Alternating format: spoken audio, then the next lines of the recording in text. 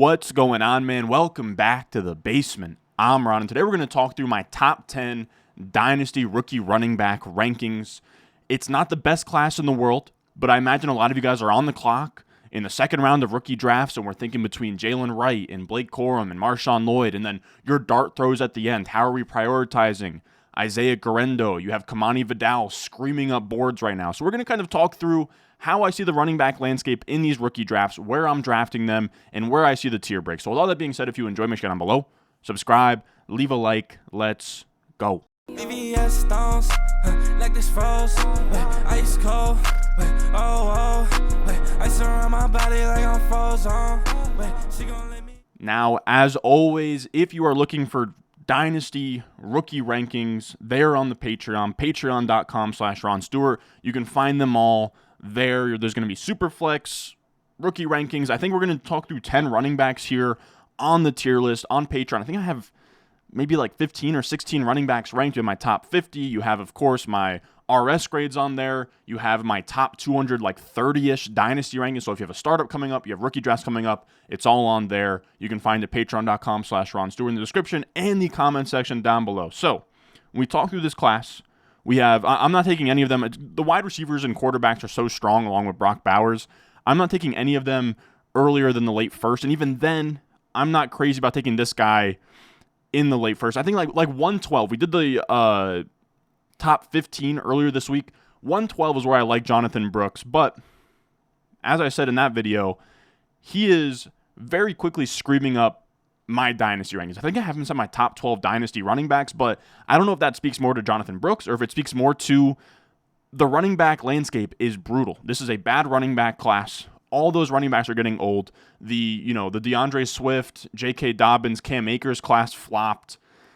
It's a rough spot for running backs, but Jonathon Brooks has a lot to like here. He was somebody that was actually on consensus boards supposed to go third round in the NFL draft. He actually goes in the top 50. He goes 46th to the Panthers, and I can't stress enough how big that is. Being a running back drafted top 50 with an ACL tear, red flag, and in this modern era where running backs aren't getting drafted highly. I mean, we did see Gibbs and Bijan, but before that, it was like only Saquon in the top 10.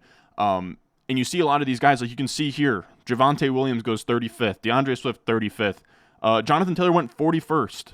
Kenneth Walker went 41st. So Jonathon Brooks being in this range is huge. And we talked about it earlier this week, but it's a green zone for running backs getting drafted in this top 50. You have all of these guys in this range hitting top 24 seasons. Even the worst of this list, Ronald Jones, Kerryon Johnson, they're still at least getting the opportunity to go out there and start and produce fantasy points. And that's what I'm expecting for Jonathon Brooks. And you can see as well on the right-hand column, just 20 years old on draft day. So yes, he has the ACL tear, but he's young enough so that when we talk about him going into next season, he's going to be 22 years old off the ACL tear, and we're going to look up in a running back landscape where now, ETN's on the other side of 25, and same thing with Jonathan Taylor.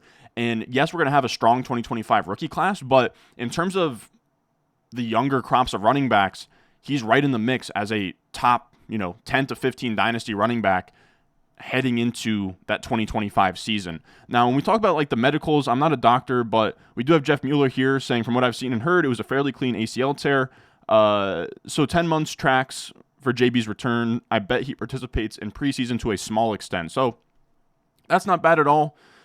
Probably ready for preseason, maybe some pup scare, but it seems like he is going to be at least ready to go for the season. He's probably going to be ineffective early and a little bit of a timeshare with Miles Sanders and Chuba Hubbard as well. I don't know why I'm losing my voice here, but you guys get it. It's a little bit of a crowded backfield, but Chuba Hubbard was a day 3 pick.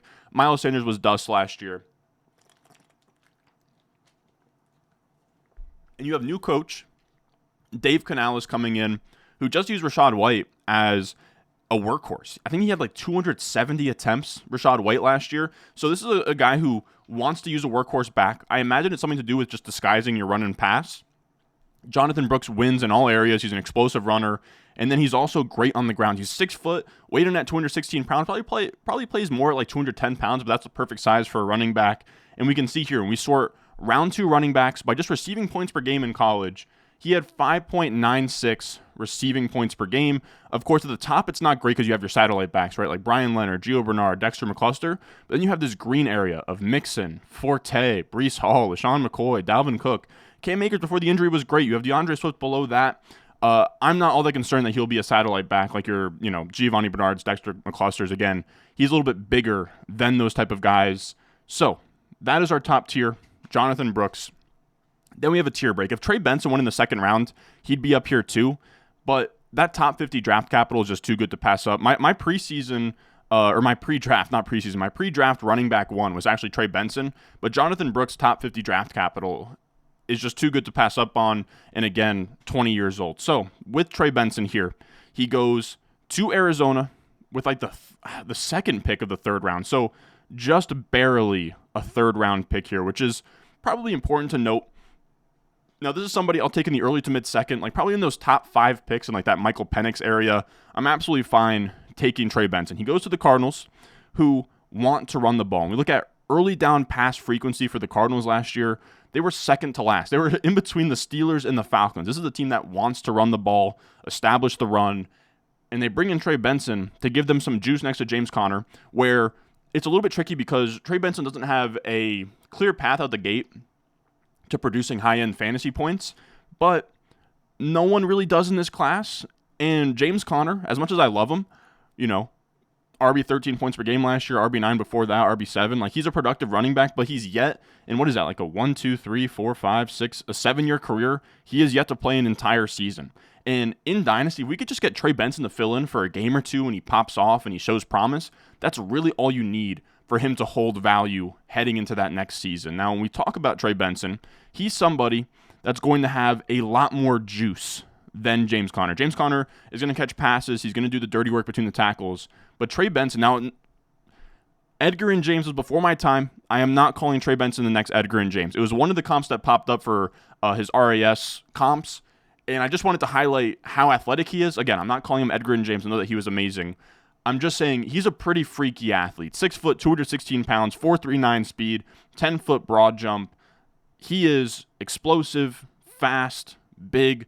That's everything we could ask for. And while he is a senior, he's not super, super old. He's not turning 22 until late July. The two running backs we're going to talk about in a little bit, Blake Corum and Marshawn Lloyd, they're already 23 and will both be 24 in January. So Trey Benson has some of that upside where he can score points if James Conner goes down. You have the aspect of James Conner is probably like a 1-year deal there where after this year he's getting old. And if Trey Benson can show enough, he can just be kind of the Rachaad White model of just ascending the depth chart, showing enough in year 1 that in year 2 they don't draft a running back to replace him or sign one in free agency, and they just roll with Trey Benson as their main running back. It's a little bit different with those other guys just because of age and some other factors. Now, the next tier, we go to mid to late second. So these are guys I'm taking towards the end. Like once your first round receivers are off the board, Xavier Legette, Ricky Pearsall, for me, you guys know I do love A.D. Mitchell. Once they're off the board, we're talking like 208, 209, 210. This is where I'm starting to take these players. I actually got in a Patreon league. Blake Corum at like the 301 today, which I was thrilled about. Now, this is something important to note. We talked about the receivers. I know you guys don't like me like pointing out draft capital for whatever reason, but it is really important. We have to understand the game we're playing here, and this is running back draft capital hit rates by round. This is essentially our North Star, all right? In a second, I'm going to make an exception for a day 3 running back, but just important to understand what we're getting ourselves into. This is by round, 2007 to 2021, average points per game through years 1 through 3, top 12 point per game finishes, top 24 point per game finishes since then. Now you can see pretty much the tier breaks are round 1 is elite, round 2 and 3 not that far off, but the top 12 point per game percentage is actually pretty far off between rounds 2 and 3, but everything else is pretty much the same. Rounds 4 and 5 is about the same, and then a big drop off to round 6 and 7. So I would say the tiers are first round, round 2 and 3, 4 and 5, 6 and 7. We talked about it yesterday, I believe, but a lot of people see the 4th round and they're like, it's like pretty much the 3rd round. It's really not. Anybody that goes on day 3, their hit rates just fall off a cliff. Now, with Blake Corum, he gets day 2 draft capital. He goes in the 3rd round to the Rams, and that's absolutely huge because he gets the investment from the team, and then he also goes to a landing spot in the Rams where, yes, Kyren Williams is there, and I'm not saying that he's going to leapfrog Kyren Williams, but what I'm going to say is thus far, Kyren Williams has not finished out a season completely healthy yet. He's an undersized back. They used day 3 draft capital on him, so less investment.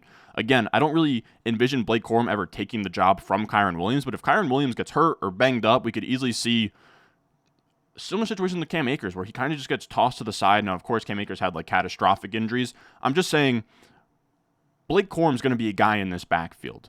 And Sean McVay is somebody that just feeds his RB1. So the way that I'm treating Blake Corum is kind of like how we viewed Alexander Mattison during the early days in Minnesota, when anytime that Dalvin Cook would go down, he was a top 12 option that week. Like, he would be somebody where you could, like a random week 12 where Dalvin Cook goes down, Alexander Mattison was like a top 6 play that given week. I think that that's what we're seeing for Blake Corum, where when we look since 2020, so this is the post-Todd Gurley era, the Rams have had a running back hit 20 or more touches 29 times. You have Kyren Williams 9 times, Cam Akers 9 times, Sony Michel 7 times, Darrell Henderson 3 times, Malcolm Brown 1 time. So even with those guys like Malcolm Brown, that would be like that would be another handcuff, right? Like the starter goes down, Malcolm Brown comes in. Even those guys, Sean McVay will just absolutely ride for a week.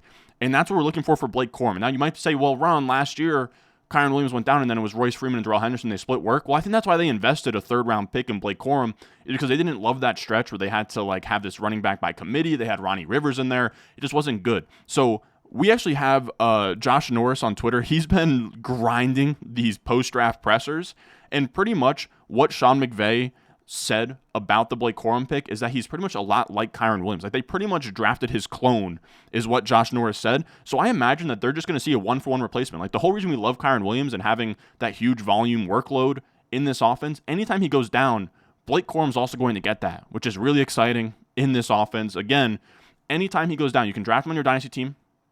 Let's say you're a contender who has like the 211. You draft him, and then any given week that Kyren Williams can't go, oh my goodness. Got a fly in here. We're battling against adversity in the basement. But anytime that Kyren Williams goes down or can't play, you have like a top 12 option that you can just throw in your lineup in that week, which is absolutely massive for anybody trying to contend out there. Now, our next running back goes completely against what I just said about draft capital. All right, we are going to prioritize a round 4 guy here. And you can see round 3 to round 4, we're dropping about 3.4 points per game in the first 3 years.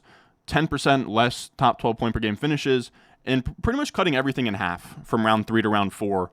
But this is where I'm comfortable making the exception. And it's Jaylen Wright.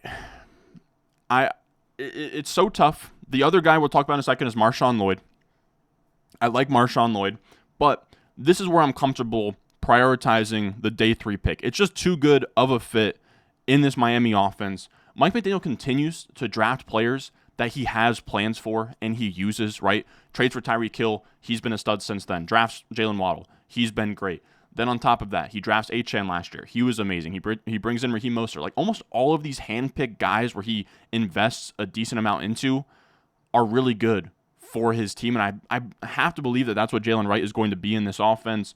He is exactly his type, right? Where he has 15 pounds on Raheem Mostert, but he runs a 4.38, 38-inch vertical, just this absolute freak when it comes to speed, and he's going to really thrive in this Miami offense. Like, this was, when we talked with Graham Barfield about, like, where could Jaylen Wright go, Miami was one of the spots that came up, and we were just like, like, they already have Achane, they already have Mostert, why would they take Jaylen Wright? But he fits beautifully for all the stuff they do with, like, the motion and the weird, like, I don't even know what you call them, but like the weird like speed tosses between the tackles that they run. It's all perfect for Jaylen Wright. And I imagine Mike McDaniel saw them and was like, yeah, this would fit in our offense. Now, of course, out the gate, right, he's behind Raheem Mostert, he's behind Devin Achane. But these are both smaller backs where Raheem Mostert didn't really deal with many injuries last year. But Raheem Mostert's a guy where you look through his entire tenure with the 49ers and he was banged up all the time. I think that he's got to be like 30 at this point. Let me actually see what his actual age is. He is old for a running back, Raheem Mostert. Again, I know that he was good last year, I know, but if he just fell off a cliff and like wasn't very good, he's 32. It wouldn't be shocking if he just wasn't very good anymore or if he got hurt. So this is kind of an insurance plan for Raheem Mostert or even Devin Achane. And I think you guys hated when I did this on the first round video or like the top 15 video. But look, I pull from this is like a little bit of a PSA. I had maybe 2 or 3 comments, so take this with a grain of salt. But people are like, well, Ron, we just want to know what your opinion is. Well, my opinion is I'm not I don't know everything. I'm not a know-it-all. I pull from that's why I bring up resources like Mike Clay's projections and people's articles and work that I respect, right? We bring on Ryan Heath to learn about first down route run. I'm just trying to get better. I think if I canceled out all the noise and just went with my gut feel on everything, I mean, I guess you would get 100% my takes, but they wouldn't be as good as they could be. I want to have the most accurate information. I want to learn from smart people. And Jacob Anderson's one of those guys where when it comes to breaking down running back backfields, he's been really, really good at kind of predicting those things. Last year, he was somebody that was really big on drafting the Miami running backs. He was huge on Devin Achane. And when he talks about this backfield, I listen because he has a different approach to committees where a lot of people see committees and they shy away. Well, there's too many running backs here, right? Like he's just a clone of Raheem Mostert or Devin Achane. Why would I want that? Well, I think Jacob Sanderson breaks it down well on Thinking About Thinking. You can find his Substack. I'll have a link down below.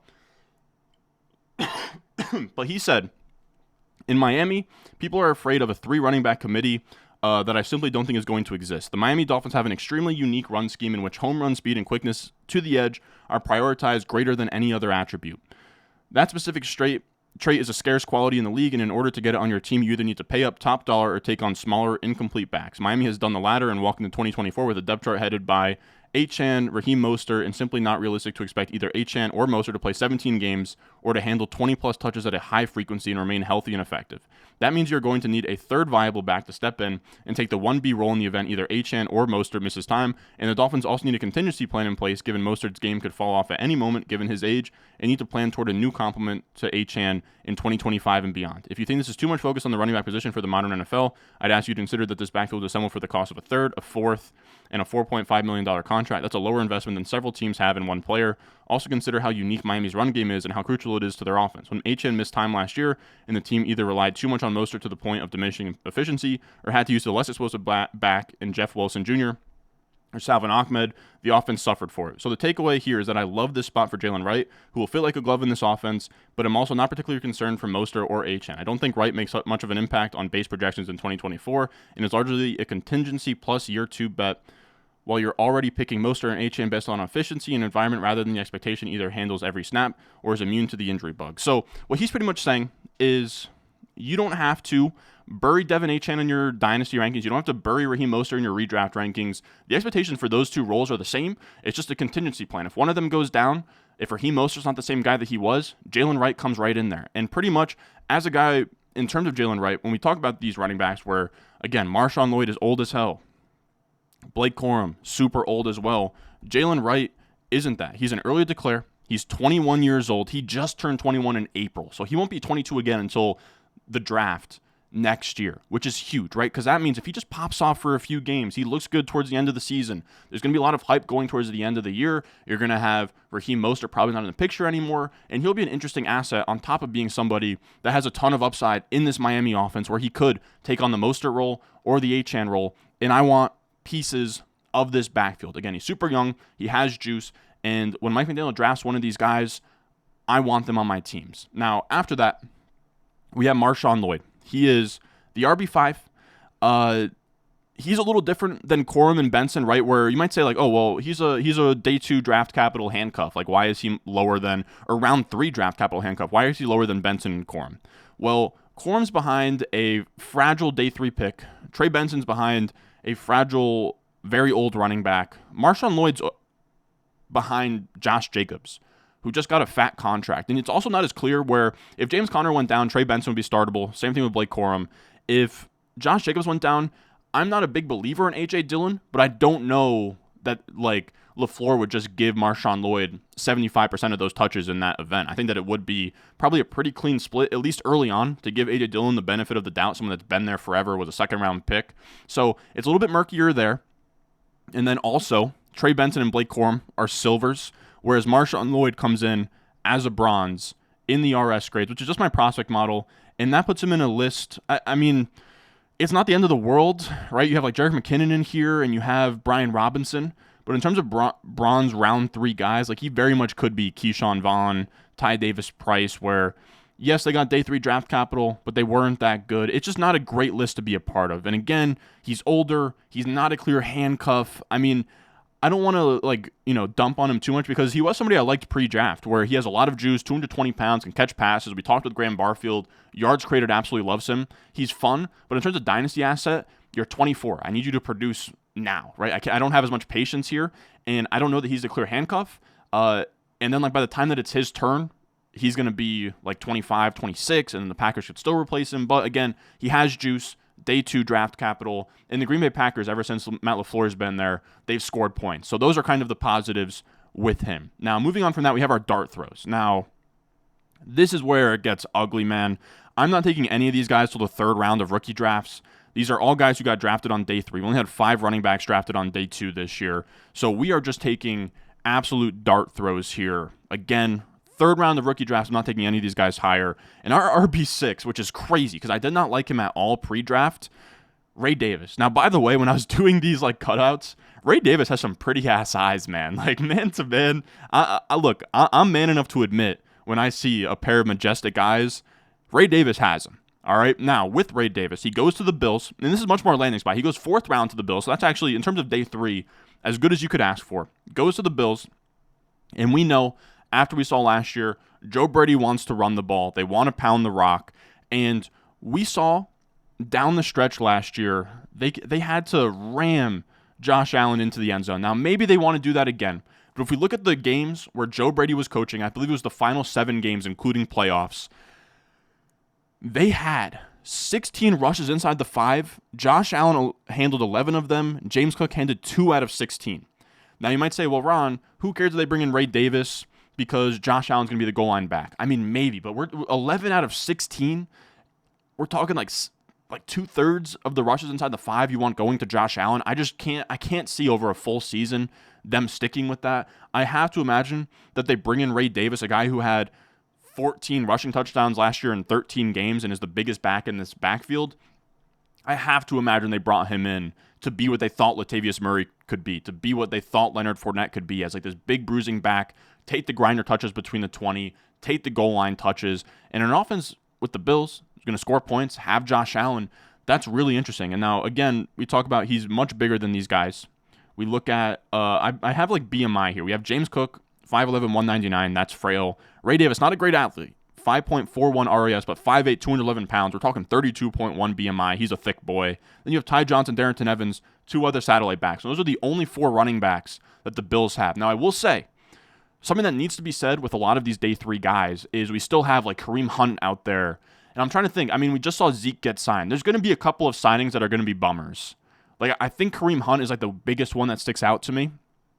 But there's going to be running backs where these guys could get cucked very easily, is what I'm trying to say. So we care about week 1 projection, which is what you're drafting Ray Davis for, but just a little bit of a disclaimer that there are some running backs on the free agent market where if they sign somewhere, it could be a damper. So just something to think about. Also, Ray Davis, not just the between the tackles grinder, had 33 catches in his final year. I will say again, he's 24 years old, like a lot of these guys. So this is just somebody we're hoping can be like the 1B, the Thunder to James Cook's Lightning. And then if James Cook ever went down, could he just be the all-purpose back, right? Again, 33 catches in his final year, has some wiggle to him. So he's interesting. He goes to a good offense, 4th round draft capital. That's where I'll take him. Then we have RB7, Tyrone Tracy.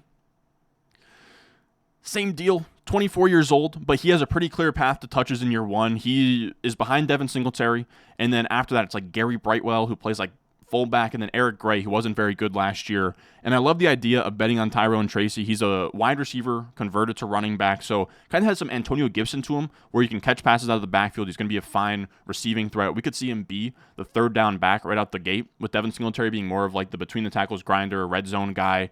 And if he could have some kind of pass catching role, that would be really good. We just need these guys to get on the field and like score, not even score points, but just do something out there. And he has a ton of juice, right? We're talking 5'11", 209 pounds, 4.4 speed, 40-inch vertical, elite agility drills. He looks a lot like Rachaad White, has the athleticism, has the pass catching, older prospect. And now these numbers are skewed, but there is some reason to believe that he could have some juice when it comes to running between the tackles. Or not even running between the tackles, but just running in general, just, in the rushing game. He was, in this class, 6th in missed tackles forced per touch, 2nd in yards after contact per attempt, 1st in explosive run rate, 5th in elusiveness rating, and 6th in receiving fantasy points per snap. Again, old as hell, 24 years old. But, again, he does produce. When he was a running back, he was very efficient. He has the explosion. In round 5, again, he goes round 5 to the Giants here. And again, round 5 is not terrible, right? Round 5, like, it's really not that far off of round 4. It's actually more points per game. It's more top 24 finishes, less top 12 finishes. So pretty much even split down the middle. Now, this is one, we're going into the 6th round for. We have Kimani Vidal. He goes 6th round in the draft to the Chargers. And I will say, big fat disclaimer, this is from a Daco Dynasty Data Lab ADP, I believe. And this is the important thing to know. I have Tyrone Tracy ahead of Kimani Vidal, but Kimani Vidal, I believe, is like 30th in JJ Zacharyason's rookie guide and his rankings, and we love JJ, but it's the most bought rookie guide out there. So he is screaming up draft boards right now. I've seen him go as early as like 301, 302. Not saying that that's like a bad place for him to be, but just something to think about. Where I have Kimani Vidal as my RB8 and Tyrone Tracy as RB7. These guys are all dart throws. I would recommend, like, if you want Kimani Vidal, you're going to have to take him in the 3rd rounds. But you can see here in the ADP, Tyrone Tracy's going in the 4th round. So if you're like between the two and you have like a 3rd and then also a 4th, you can try and play the game theory game a little bit and, take Kimani Vidal first and then try and get Tyrone Tracy to fall later. Just something to think about in terms of the game theory here that we're playing at the end. Now, the funny thing about Kimani Vidal is the RS grades absolutely loved him. Now, he is a bronze. Like, I'm not saying that he graded out as anything crazy for a day 3 guy, but if I gave this entire draft class round 2 draft capital, he comes out as the RB3 in this class. Well, tied for the RB3 with Jonathon Brooks and Blake Corum, which is crazy. So despite being like, right, we have like Will Shipley round 4, we have Jaylen Wright round 4, John Brooks round 2, Blake Corum, Trey Benson. His production profile can go toe-to-toe with all of those guys if he got the draft capital. Now, of course, he didn't. I'm just saying, in another world where he did what he did at, I think he went to Troy. If he did that at, say, in Alabama, we'd be talking about a day 2 guy here. That's how good he was. He came into Troy and balled out for 4 straight years. He is a freshman breakout, right? We're talking in 9 games, 500 rushing yards, 4 touchdowns, 26 catches, which is huge. He's an all-purpose guy. 92 catches over his 4 years. In his final year, 1,600 rushing yards, 14 touchdowns, just nothing but produced all 4 years, catches passes, and then also looks like an NFL running back. RAS has him as a comp to DeAndre Swift, where he's 5'8", or no, he's 5'7", a little bit under 5'8". He's like 5'7" and 7/8", 213 pounds, 4.4 speed, decent vertical, decent shuttle. He is an athlete, an NFL athlete. He's somebody that popped at the Senior Bowl, and then he goes to a wide open team, or wide open running back room in LA. You have Jim Harbaugh there, and this is a tweet from Coach Speak Index that Jim Harbaugh said, but he said, positions are earned, not anointed. So Vidal's going to have every opportunity to earn a significant role in that backfield. Like, Jim Harbaugh is definitely somebody where, you go out there and work. And he's going to have Gus Edwards, and then you're going to have J.K. Dobbins off of like a repaired Achilles, and then Isaiah Spiller, who's been pretty trash throughout his entire career. So there's not a ton of roadblocks in his way. Now, he is a 6th-round pick. That's why it's like, man, I have a tough time putting him much higher than this. If you want to swap him with Tyrone Tracy, you want to put him at the top of this tier, you absolutely can. But this is about where I'm comfortable taking Kimani Vidal, because he could be somebody, I think he will make the team and be fine. Like, he could be Isaiah Pacheco, but he could also be cut before week 1. I think kind of Deneric Prince was similar with the Chiefs last year. So very wide range of outcomes. When we're talking dart throws in the 3rd round, you really can't do much worse, right? This is going to be a decent offense as long as they have Justin Herbert. They have a great offensive line now with Joe Alt and Rashawn Slater. So exciting stuff for Kimani Vidal, who goes in the 6th round. But here we're going to go with a little bit more of a talent play. Will Shipley goes 4th round to the Eagles. That's not great, right? You have Saquon Barkley there, who they just paid. They love Kenneth Gainwell, but there's no more Boston Scott and like all these running backs that they usually have. Next up is Will Shipley. Can Will Shipley beat out Kenneth Gainwell? I'm not sure, but I just like that he's going to be in an offense that's going to be good for a while. And if Saquon goes down, you could see pass catching work. For whatever reason, they kind of see Kenneth Gainwell as like more of like a between the tackles guy. But if he could just carve out a role, if he could beat out Kenneth Gainwell, we're talking about a ton of upside here, because he's somebody that has the size speed. Now, he's not Christian McCaffrey. It's just a comp that he gets a lot. And when you look at the combine or his pro day numbers, it's not all that far off, right? We're talking 5'11", 206 pounds, 4.4 speed, 38-inch vertical, elite agility testing. That's all amazing. He's also somebody that was a big-time recruit. He was like a really high-end 4-star. He goes to Clemson, and then he also has great pass-catching ability where, like, this is just kind of random, but just putting him next to DeAndre Swift in terms of receiving market share. So this is just percentage of receptions in your offense. He's pretty much right on pace with DeAndre Swift. So he can catch passes. I'm not a film guy, but I've heard that he runs great choice routes and Texas routes, and he's a really good receiver. Maybe he can even get a little bit of slot work. I'm not sure, but he's really interesting. Will Shipley, again, you're drafting him as really more of a handcuff where we're not hoping for injuries, but if Saquon went down, he could pop off and kind of find his role on that Eagles team. And again, this is a team that's going to be good for a while. They always invest in the offensive line. If Saquon was to, be gone in a year or two and Will Shipley kind of came into a big role, he's someone that's also young, early to declare too. So you do have a little bit of time for him to find his way in that backfield. And then after this, everything kind of sucks, man. We're talking like Bucky Irving. You could talk me into him, but he's an unathletic satellite back going into an offense with Rachaad White, who's 4th among running backs in receptions over the last 2 years, so that's not great. You have Braylon Allen, who I loved, but he's going to be behind Breece Hall, and he's going to have to battle it out with Izzy Abanikanda and Isaiah Davis. You have Estime, who's okay, but he's going to be behind Javonte. Jaleel McLaughlin is also a big Sean Payton guy, so it's tough. I'm going to go with Isaiah Guerendo. You can really go with whatever your flavor is here.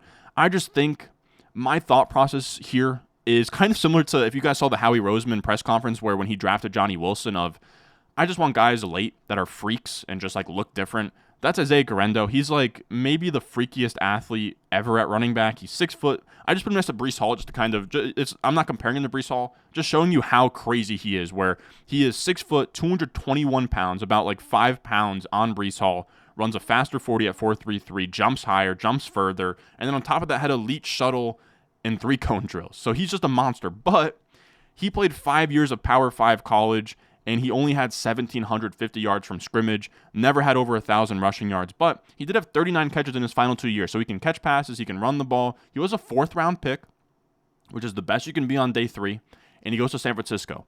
That's good and bad, right? You're going to be behind McCaffrey, but McCaffrey's getting older.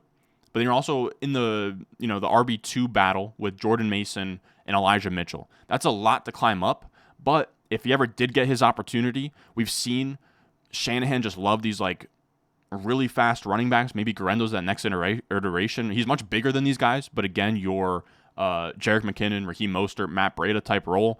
Again, he's much bigger than that, but maybe he sees a vision for him.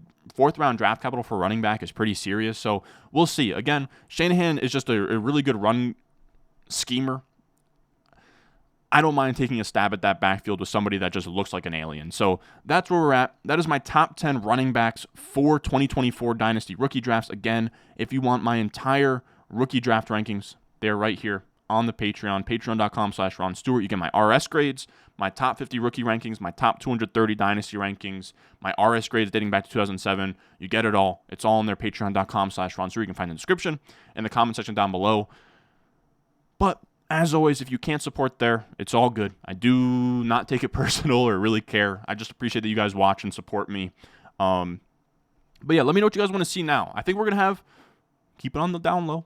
I think we're going to have Matt Harmon on. Either Friday, Saturday will be when that video comes out. We'll talk about some sleepers and stashes.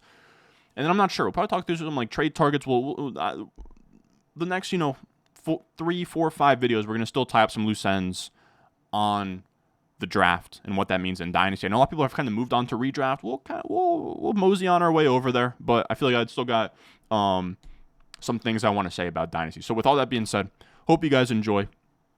I will say too, the views have been crazy since after the draft, so I appreciate all that as well. Appreciate you guys. Leave a like, subscribe, and I will see y'all in the next one.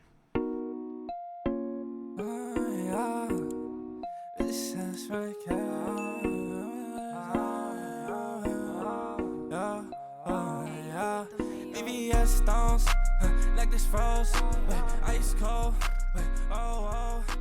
ice around my body like